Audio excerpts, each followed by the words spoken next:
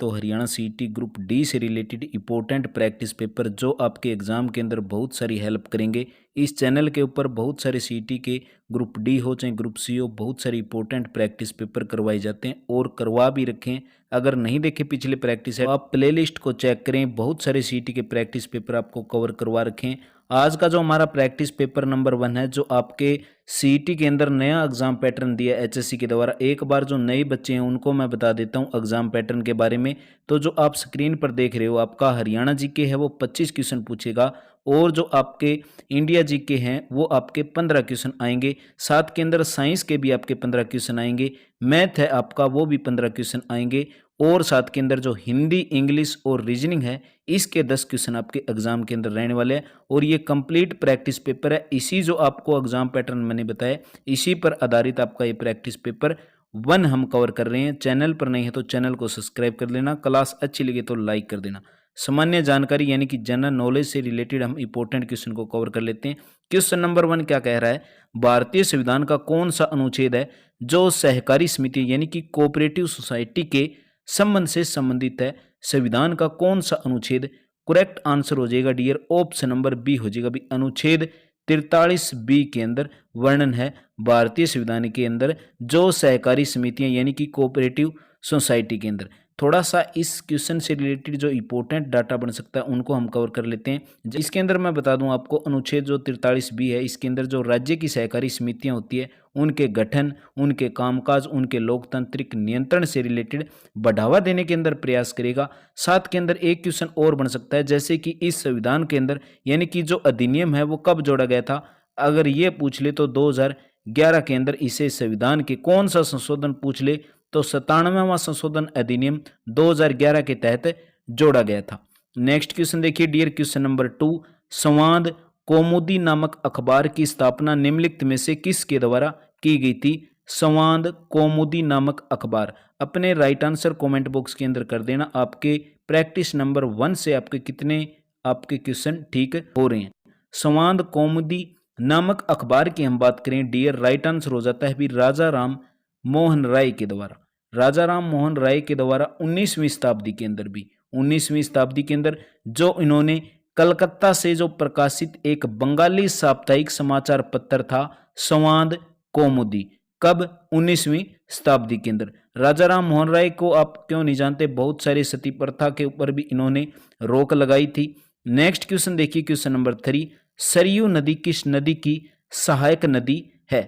सरयू नदी किस नदी की सहायक नदी है, शारदा नदी की भी। ऑप्शन नंबर डी इस क्वेश्चन का करेक्ट आंसर हो जाएगा।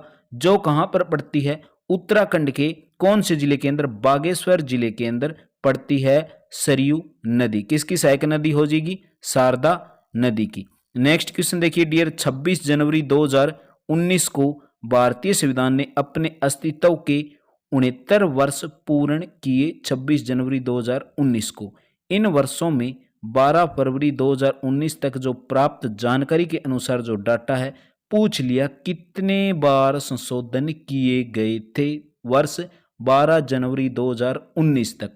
करेक्ट आंसर हो जाएगा डियर ऑप्शन नंबर बी 103 बार भी। अगर हम बात कर लेते हैं भारत के संविधान के अंदर 1950 के अंदर पहली बार जब लागू हुआ था, उसके बाद अब तक 103 संशोधन हो चुके हैं। डाटा है 2019 तक का। नेक्स्ट क्वेश्चन देखिए क्वेश्चन नंबर 5 भी, स्वच्छ भारत मिशन ग्रामीण के चरण 2 की शुरुआत किस वर्ष की गई थी, 2020-21 के अंदर। नेक्स्ट क्वेश्चन देखिए क्वेश्चन नंबर 6 भी, इसके अंदर दे दिया खालिस्तान सार ग्रही यानी कि इलेक्ट्रिक आर्ट के उच्च स्तर को दर्शाता है जिसमें 7वीं और 8वीं शताब्दी में चालुक्य वंश के अधीन उत्तरी और दक्षिण भारत की वास्तुकलाओं को सुमेलित मिश्रण हुआ था। करेक्ट आंसर हो जाएगा डियर ऑप्शन नंबर बी पटदकल। थोड़ा सा मैं इसके बारे में बता देता हूं, जैसे कि कर्नाटक के अंदर जो पटदकल है वो एक प्राचीन कला के उच्च बिंदु का प्रतिनिधित्व करता है। इसे चालुक्य के तहत यानी कि 7वीं शताब्दी के अंदर और 8वीं शताब्दी के अंदर उत्तरी और दक्षिणी भारत के अंदर स्थापत्य रूपों का एक सामंजस्य मिश्रण किया था। नेक्स्ट क्वेश्चन देखिए डियर क्वेश्चन नंबर 7, अकबर कब सम्राट बना था? अकबर कब सम्राट बना था? वर्ष 1556 ईस्वी के अंदर अकबर सम्राट बना था। अकबर की बात कर लेते हैं तो तीसरे मुगल बादशाह थे और इनका जो शासनकाल की हम बात कर लेते हैं तो 1556 से लेकर कितना हो जाएगा अभी 1605 ईस्वी तक भारत पर शासन किया था। पूछ ले किसके पुत्र थे? हुमायूं के पुत्र थे। नेक्स्ट क्वेश्चन की बात कर लेते हैं। क्वेश्चन नंबर 8, गोदावरी नदी का उद्गम किस स्थान से होता है? यानी कि गोदावरी नदी है वो किस स्थान से निकलती है? अपना राइट आंसर कमेंट बॉक्स के अंदर करने की कोशिश करें। करेक्ट आंसर हो जाएगा डियर ऑप्शन नंबर 3, ब्रह्मगिरी की पहाड़ियों से गोदावरी नदी निकलती है। कई बार एग्जाम के अंदर क्वेश्चन आ जाता है गोदावरी नदी का स्रोत किस जिले से माना जाता है? तो हो जाएगा नासिक जिला। और नासिक जिला कहां पर पड़ता है, किस राज्य के अंदर पड़ता है? तो महाराष्ट्र के अंदर पड़ता है और महाराष्ट्र के नासिक जिले के अंदर है ये ब्रह्मगिरी की पहाड़ियां। नेक्स्ट क्वेश्चन देखिए डियर ऑप्शन क्वेश्चन नंबर 9, निम्नलिखित में से कौन सा मिजो लोगों का परंपरागत बांस नृत्य है? कौन सा बांस नृत्य है? करेक्ट आंसर हो जाएगा डियर ऑप्शन नंबर 3, चिराओ बी। जो चिराओ नृत्य होता है वही बांस नृत्य माना जाता है। और ये पूछ ले किस लोगों का, तो मिजो लोगों का। और ये पूछ ले चिराओ नृत्य किस का सांस्कृतिक नृत्य है, यानी कि किस राज्य का? तो राइट आंसर हो जाएगा डियर आपका मिजोरम का भी। किसका? मिजोरम का। नेक्स्ट क्वेश्चन देखिए क्वेश्चन नंबर 10, राजा टोडरमल निम्नलिखित में से किस मुगल सम्राट के शासनकाल के दौरान राजस्व मंत्री थे? राजा टोडरमल की बात हुई है तो राजा टोडरमल किसके थे? अकबर के शासनकाल के टाइम भी, अकबर के शासनकाल के टाइम ये राज्य मंत्री थे, राजस्व मंत्री थे। नेक्स्ट क्वेश्चन है हमारे पास 11, भारत के पंजाब से निकलने वाली 5 नदियां पाकिस्तान में मिथनकोट में किस नदी में मिल जाती है? पंजाब को 5 नदियों का समूह भी बोला जाता है। तो भारत के पंजाब से निकलने वाली जो 5 नदियां हैं पाकिस्तान में मिथनकोट में किस नदी के अंदर मिल जाती है? करेक्ट आंसर हो जाएगा डियर पाकिस्तान के अंदर कौन सी नदी हो जाएगी? सिंधु नदियां। अब बात कर लेते हैं कौन सी वो 5 नदियों का जिक्र हुआ है यहाँ पर। एक तो सतलुज, व्यास, रावी, झेलम और चिनाब भी। नेक्स्ट क्वेश्चन देखिए क्वेश्चन नंबर 12, 1857 के विद्रोह को अंग्रेजों ने आखिरकार कब दबाया था? 1857 के विद्रोह को अंग्रेजों ने आखिरकार कब दबाया था? करेक्ट आंसर हो जाएगा डियर वर्ष 1859 के अंदर। जब 1857 से लेकर 1859 का जो भारतीय विद्रोह था वो ब्रिटिश ईस्ट इंडिया कंपनी के शासनकाल के विरुद्ध एक सफल विद्रोह माना जाता है। और 1857 के विद्रोह को 1859 के अंदर अंग्रेजों ने दबा लिया था। यहीं पर बात कर लेते हैं जो भारत सरकार का अधिनियम है 1858 के द्वारा भारतीय प्रशासन का नियंत्रण यानी कि ब्रिटिश राज को सौंप दिया गया था।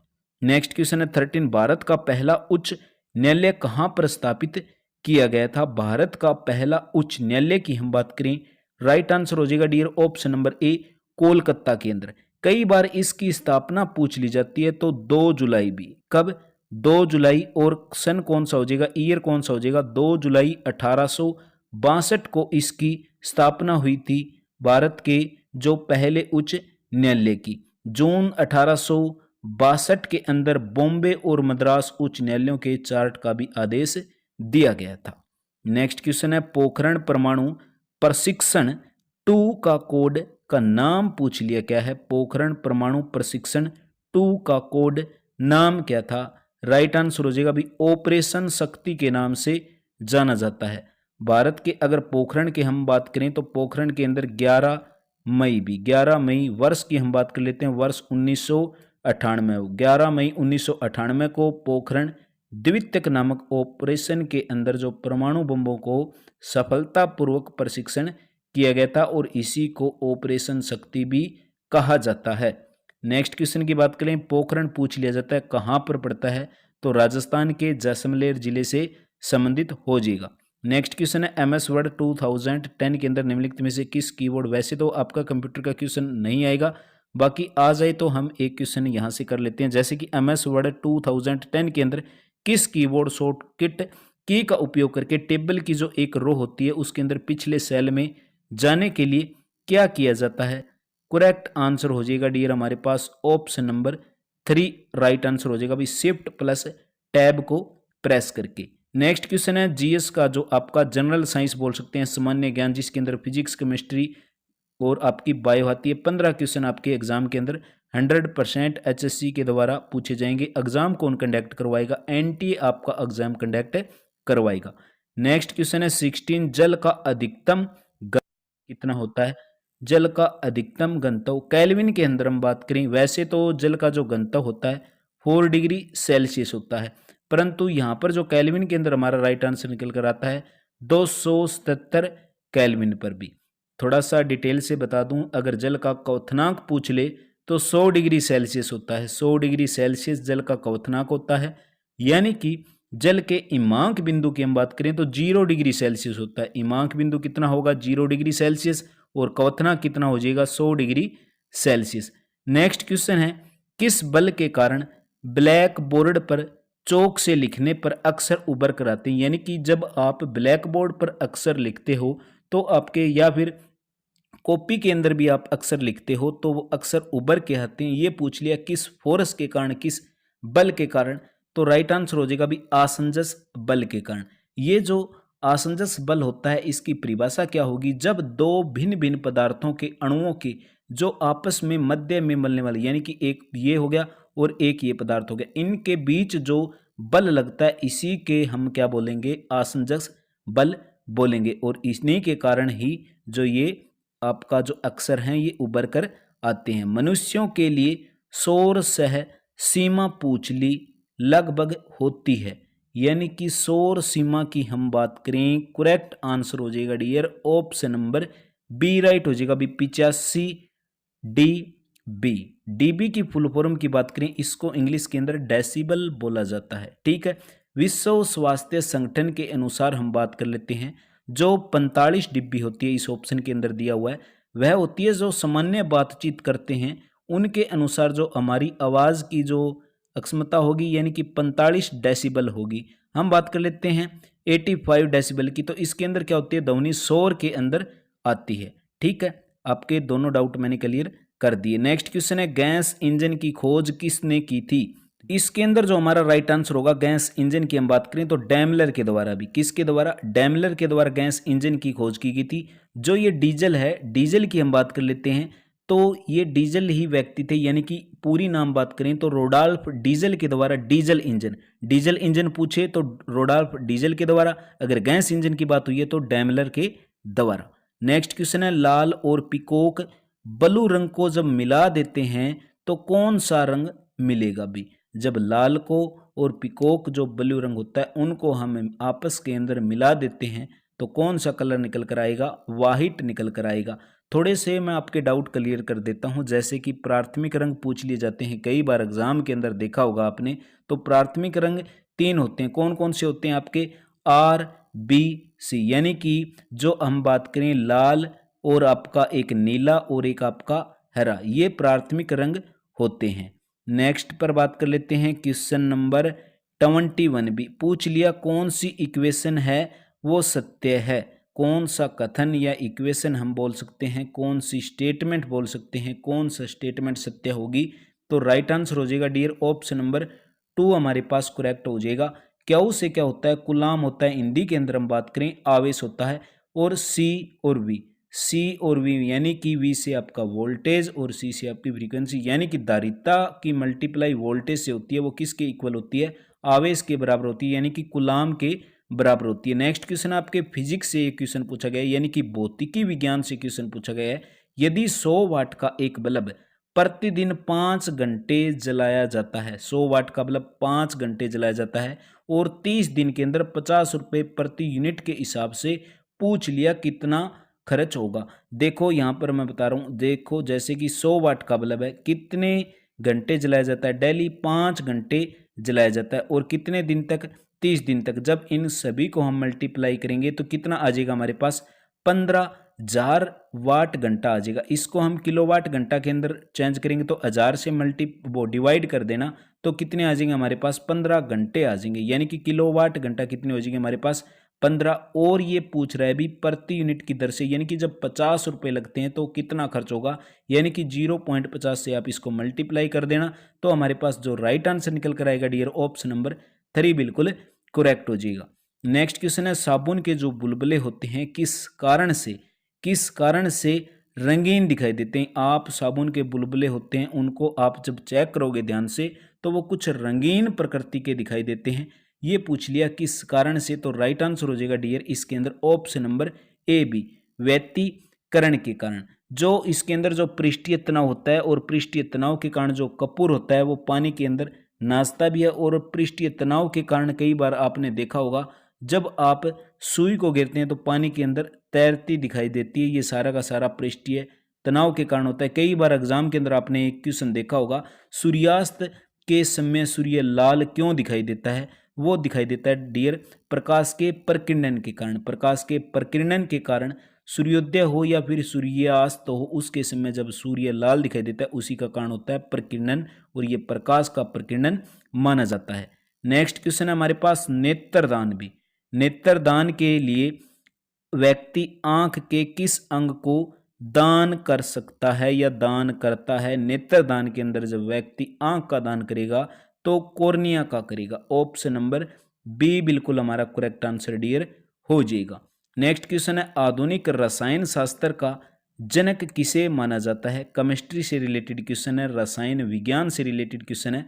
आधुनिक रसायन शास्त्र का जनक पूछ लिया किसे माना जाता है। राइट आंसर हो जाएगा dear option number 4 B, Antoine Lavoisier को आधुनिक रसायन विज्ञान का जनक माना जाता है। इसके अंदर जो आंसर और भी दिए जैसे कि रदरफोर्ड की बात कर लेते हैं। रदरफोर्ड ने क्या किया था, प्रोटॉन भी, रदरफोर्ड ने प्रोटॉन की खोज की थी। किसकी खोज की थी, प्रोटॉन की खोज की थी। एक इसके अंदर ऑप्शन दिया हुआ है मेंडलीव। मेंडलीव की हम बात कर लेते हैं। जो आधुनिक आवर्त सारणी का जो नियम है वो किसके द्वारा दिया गया था, मेंडलीव के द्वारा दिया गया था। यहीं पर एक ऑप्शन है ओटो होन की बात कर लेते हैं। तो परमाणु बनाने का जो प्रथम प्रयास था वो किसके द्वारा किया गया था, ओटो होन के द्वारा किया गया था। उम्मीद करूंगा आपके सारे डाउट क्लियर कर दिए। क्लास अच्छी लगे तो प्लीज लाइक जरूर करें। आपके द्वारा किया गया एक लाइक इस सीरीज को कंटिन्यू करने के लिए बहुत सारी हेल्प करेगा। अम्ल वर्षा का पीएच पूछ लिया कितना होता है। अम्ल वर्षा का पीएच मान, जैसे कि हम बात कर लेते हैं, पहले पीएच की बता दूं मैं आपको, तो 0 से लेकर 14 तक होते हैं। जो 7 पर होता है हमारा उदासीन प्रकृति का होता है। जो 7 से कम होते हैं ये सारे के सारे एसिड होते हैं, हिंदी में बोल सकते हैं इसको हम अम्ल। जो 7 से ज़्यादा होते हैं यानी कि इनको बोल सकते हैं बेस, यानी कि इनको बोला जाता है भी अक्षार। 7 से कम होंगे उनको अम्ल, 7 से ज़्यादा होंगे उनको अक्षार। तो अम्ल वर्षा का पीएच मान पूछा है तो हमें पता चल गया भी 7 से कम ही होगा, यानी कि 12 भी कट गया और 10 भी कट गया और 8 भी कट गया, यानी बचा क्या आपके पास ऑप्शन नंबर 1 बचा भी, यानी कि 5.5 या फिर इससे कम ही होता है अम्ल वर्षा का पीएच मान। राइट आंसर हो जाएगा हमारे पास ऑप्शन नंबर 1 बिल्कुल करेक्ट हो जाता है। अम्ल वर्षा की हम बता दूं मैं आपको थोड़ा सा, तो जो वायुमंडल के अंदर जो उपस्थित होती है हमारी SO2 यानी कि सल्फर डाइऑक्साइड, सल्फर डाइऑक्साइड होती है जब वर्षा होती है तो उसके समय जो पानी के साथ क्रिया करती है ये जो सल्फर डाइऑक्साइड, और ये बना देती है अम्ल यानी कि H2SO4 भी। नेक्स्ट क्वेश्चन देखिए, समोग किसका संयोजन है। समोग किसका संयोजन माना जाता है। समोग हो, धुआं हो, ये जो कोहरा एक ही चीज होती है, यानी कि धुएं और कोहरे का मिश्रण बोल सकते हैं, समोग बोला जाता है। जब धान की पराली वगैरह जलाते हैं तो उस समय ज्यादा समोग उत्पन्न होती है, ये धुआं और कोहरा के कारण ही होती है भी। राइट आंसर ऑप्शन नंबर 4 हो जाएगा। नेक्स्ट क्वेश्चन देखिए, क्विक सिल्वर कहा जाने वाला धातु पूछ लिया। क्विक सिल्वर कहा जाने वाला धातु पूछ लिया डियर, कौन सा होगा। तो इसके अंदर जो हमारा 29 नंबर जो क्वेश्चन है, राइट आंसर हो जाएगा डियर ऑप्शन नंबर बी हो जाएगा भी, SiO2। SiO2 हम बात कर लेते हैं, SiO2 ये क्या हो जाएगा, क्वार्ट्ज भी बोल सकते हैं, यानी कि घड़ियों के अंदर इस्तेमाल होने वाला ये SiO2 होता है। नेक्स्ट क्वेश्चन की बात कर लेते हैं, क्वेश्चन नंबर 30, लाल मिर्च के अंदर जो लाल रंग होता है वो होता किसके कारण है। ये पूछा है, लाल मिर्च के अंदर जो लाल रंग होता है वो किसके कारण होता है। तो ये होता है डियर ऑप्शन नंबर 4 हो जाएगा, कैप्से